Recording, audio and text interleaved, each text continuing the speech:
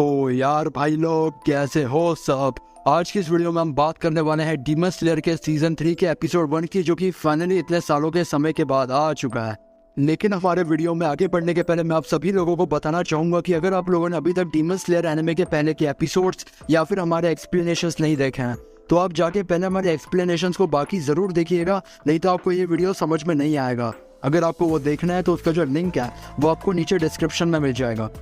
और वीडियो में आगे बढ़ने के पहले मैं आप सभी लोगों से एक छोटी सी रिक्वेस्ट करना चाहूँगा कि अगर आप लोगों ने अभी तक हमारे चैनल को सब्सक्राइब नहीं किया है तो आप लोग हमारे चैनल को सब्सक्राइब करके वो पास वाले बेल आइकन को ऑन पे कर सकते हैं, सो डैट अगर हम फ्यूचर में कोई भी वीडियो डालते हैं एनिमे रिलेटेड या फिर डीमन स्लेयर रिलेटेड तो उसकी जो नोटिफिकेशन है वो आपको सबसे पहले मिलेगी। तो यार भाई लोग बहुत हो गई बातें, अब हम चलते हैं हमारे मेन वीडियो में, लेकिन उसके पहले हम हमारा इंट्रो लगा लेंगे। Push myself to my limits, I'm in it to win it. Forget the beginning, it's now that you're living. Don't be forgiven, don't fear what you're missing. The mind like a killer, you need to be driven. 10 steps ahead, you prepared in the head. Think this shit through or just wing it instead. I'm tired of working so hard for this bread. I'm hungry as fucking fucked up in the head. I'm sick of these lazy bums, they all get nothing done. Waiting to have someone take care of everyone. I don't need anyone, this shit ain't any fun. It takes hard work to make yourself a penny, son. Demon slayer season 3 episode 1 की शुरुआत में हमें entertainment district के after fight का scene दिखाया जाता है, जिसमें हमारे जो हीरोज हैं वो घायल होकर गिरे हुए पड़े होते हैं। इसके बाद हमें कवाया को दिखाया जाता है, जिसे एक न्यूज मिलती है कि पिछले 100 साल में ऐसा पहली बार हुआ है कि किसी अपर डीमन मून को हराया गया है, और वो ये सोच के काफी खुश होता है कि इतने समय बाद ही सही पर हालात बदल तो रहे हैं।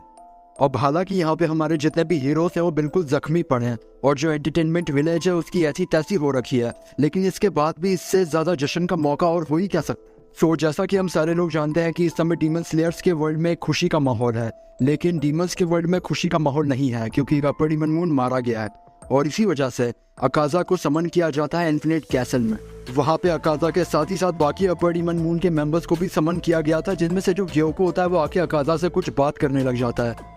तभी वहाँ पे जो डोमा नाम का एक और डीमन है फ्रॉम अपर डीमन मून, वो भी आके अकाजा के शोल्डर पे अपना हाथ रख देता है, जिससे अकाजा बहुत गुस्सा होता है। गुस्से में जो अकाजा होता है वो डोमा के सिर पे अटैक कर देता है, लेकिन इसके जवाब में जो डोमा होता है वो कुछ नहीं बोलता।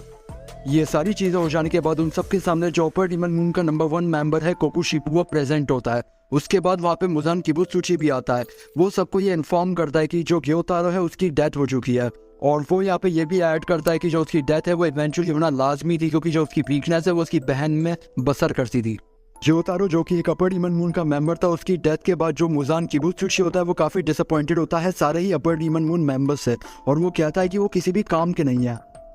यहाँ पे जो डोमा होता है वो मुजान किबुत्सुची को इंटरप्ट करते हुए बोलता है कि मैंने तुम्हें कभी फेल नहीं किया है, तो इसके जवाब में गुस्से में जो मुजान किबुत्सुची होता है वो उसे कहता है कि उसने अभी तक ओबुयाशी फैमिली को मारा नहीं है, और ना ही वो कुछ ब्लू स्पाइडर लिली के बारे में पता कर पाया। ये सारी चीज़ें हो जाने के बाद यहाँ पे जो ग्योको होता है वो मुजान को कहता है कि उसके पास कोई नई इन्फॉर्मेशन है, लेकिन उसकी बात को सुनने के बाद जो मुजान होता है वो उसके सर को उसके धड़ से अलग कर देता है और कहता है कि अगर कोई इन्फॉर्मेशन कन्फर्म्ड नहीं है तो उसे किसी काम की नहीं है। अभी वहाँ पे जो डोमा होता है वो कहता है कि वो ग्योको के साथ जाके उसकी इन्फॉर्मेशन को कंफर्म करवाना चाहता है, लेकिन यहाँ पे जो ग्योको होता है वो डोमा को मना कर देता है। ये सारी चीज़ें सुनने के बाद जो अकाजा होता है वो गुस्से में ग्योको पे अटैक करके उसके सर को उसके धड़ से अलग कर देता है, और ये सारी चीज़ें होने के बाद जो यहाँ पे कोकुशिबू होता है वो अकाजा पे अटैक करके उसके हाथ को अलग कर देता है, मतलब कंप्लीट भसड़। यहाँ पे जो डोमा होता है वो बोलता है कि उसे असल में अकाजा का अटैक आता हुआ नजर आ गया था, लेकिन क्योंकि वो इतना जानलेवा नहीं था इसलिए उसने उसे डॉज नहीं किया, एक तरह से अकाजा को मॉक करने के लिए। असल में ऐसा हुआ था कि जो डोमा है वो अकाजा के बाद डीमन बना था, लेकिन फिर भी उससे काफी ज्यादा जल्दी उसे हायर रैंक पे चला गया। यहाँ पे अकाजा के हाथ को अलग करने के बाद जो कोकुशिबू होता है वो उसे कहता है कि उसके पास अब बस एक ही रास्ता बचा है, और इसके जवाब में जो अकाजा होता है वो कहता है कि वो उसे जान से मार देगा चाहे जो कुछ हो जाए। वैसे तो ये सारी चीजें हो जाने के बाद जो ग्योको होता है वो वहाँ से हंटेनगू के साथ चला जाता है, लेकिन जो डोमा होता है वो यहाँ पे ग्योको से जाने के पहले रिक्वेस्ट करता है कि वो उसे अपने प्लान में इंक्लूड कर ले, लेकिन जो ग्योको होता है वो उसे मना कर देता है। ये सारी चीज़ें हो जाने के बाद डोमा को वहाँ पे जिसने टेलीपोर्ट करके उड़ाया था वो उसे टेलीपोर्ट करके वापस भेज देती है, जहाँ पे उसके डिसाइपल्स उसका वेट कर रहे होते हैं। ये सारी चीज़ें हो जाने के बाद हमें किसी सुमियोशी फैमिली का सीन दिखाया जाता है जिसे किसी ने बचाया था। अपने सर्वाइवल के बाद वो जो फैमिली के मेंबर्स होते हैं अपने फैमिली के न्यूबॉर्न चाइल्ड का नाम अपने सेवियर के नाम पर रखना चाहते हैं, लेकिन वो जो सेवियर होता है वो उन्हें मना कर देता है, ये कह के कि उसके जो नाम है वो वर्थलेस है। असल में ये जो किस्सा था और इससे जुड़ी तमाम चीज़ों को जो ताजिर होता है वो अपने सपने में देख रहा होता है, और जब उसकी आँख खुलती है तो वो अपने आप को हॉस्पिटल के बेड पे पाता है जहाँ पे उसके रूबरू खड़ा होता है गोतो।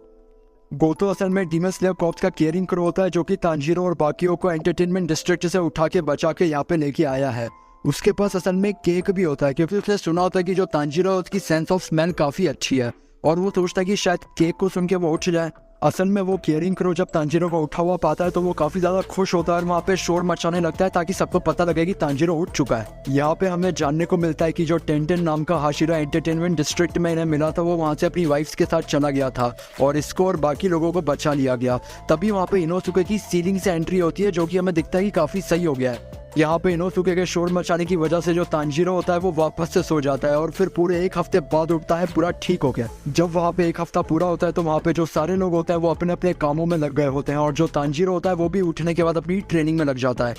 यहाँ पे तांजीरो को रियलाइज होता है कि उसके पास कोई अब स्वॉर्ड नहीं है और उसे आगे फाइट करने के लिए स्वॉर्ड तो चाहिए होगी जिसके लिए वो रिक्वेस्ट भी करता है। लेकिन इसके बदले में जो उसको लेटर मिलता है उसमें उसको बताया जाता है कि उसके लिए कोई स्वॉर्ड अवेलेबल नहीं है।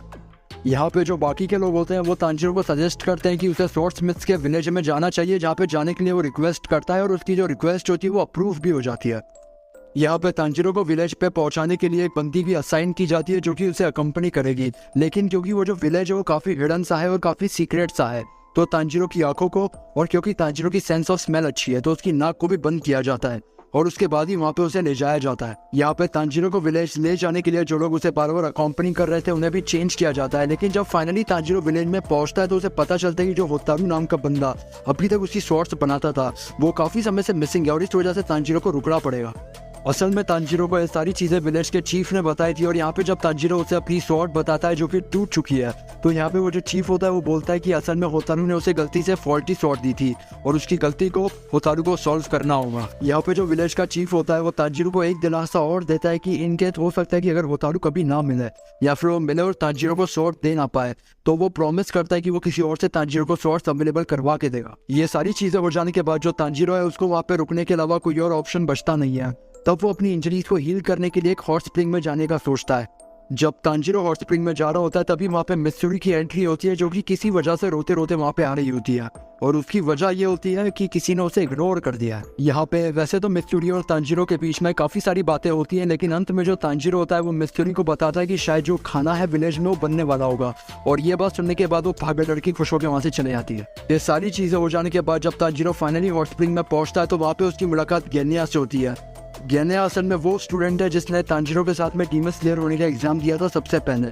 जब गेन्या तांजीरो को देखता है तो वो ज़्यादा खुश नहीं होता लेकिन जो तांजीरो होता है वो गेन्या को देखने के बाद सीधा हॉट स्प्रिंग में कूद जाता है। फिर ये सारी चीज़ें हो जाने के बाद जो तांजीरो होता है वो मित्सुरी के साथ खाना खा रहा होता है तो वहाँ पे वो सारे लोग गेन्या के बारे में बात करते हैं जहाँ पे जो विलेज के लोग होते हैं वो बताते हैं गेन्या वहाँ पे कभी खाना खाने नहीं आता। यहाँ पे जो मित्सुरी होती है वो तांजीरो को कहती है कि अगर वो अभी से कई ज़्यादा स्ट्रॉन्ग होना चाहता है तो उसे अपने पास एक कई ज़्यादा स्ट्रॉन्ग स्वॉर्ड भी रखनी होगी जिसकी तलाश में जो तांजीरो होता है वो अगले दिन ही सुबह निकल जाता है। जब अगले दिन तांजीरो अपनी स्वॉर्ड की तलाश में एक फॉरेस्ट में पहुंचता है तो वहाँ पे जो उसकी मुलाकात होती है एक हाशिरा से होती है। वो जो हाशिरा होता है वो किसी बच्चे से किसी की मांग कर रहा होता है। वो जो बच्चा होता है वो उसे कहता है कि क्योंकि वो जो की है वो उसके एंसेस्टर्स की है तो वो हाशिरा को देने नहीं माना।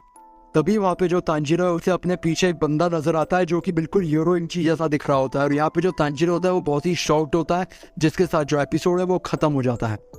तो बस यार भाई लोग आज के हमारे इस वीडियो को हम यहीं पे समाप्त कर देते हैं जिसके बाद हम डीमन स्लेयर के सीजन 3 के एपिसोड 1 को कम्प्लीटली एक्सप्लेन कर चुके हैं। एग्जाम था तो मैं कलम नहीं चल रहा दिमाग ये जो खबर मिली मुझे बेखबर सारे फिर भी नहीं रुका था हाथ ये पहुंचे आंसू मैंने अपने बाप के लिए कोई किताब नहीं फिर भी जवाब दे हाजिर जवाब में दर्द सवास में लिख रहे हाथ से पैरों में कांच थे कट थ्रोट करेगा थे मेरे बोल भाई मेरे आगे बोल नहीं उर्दू पे होल्ड जानी घुमा मैं लाहौर भी मेरे जैसे और नहीं लोग करे कॉल मुझे अलग मेरी डोर भाई डीले करूँ लोग का लगारी का कोई जोड़ नहीं सर पे जिम्मेदारी आज भी किसी वर्ष में झोल नहीं लाखों चाहने वाले मेरे बेची मैंने सोल नहीं मुंह बोली कीमतें देंगे हम लोन नहीं होता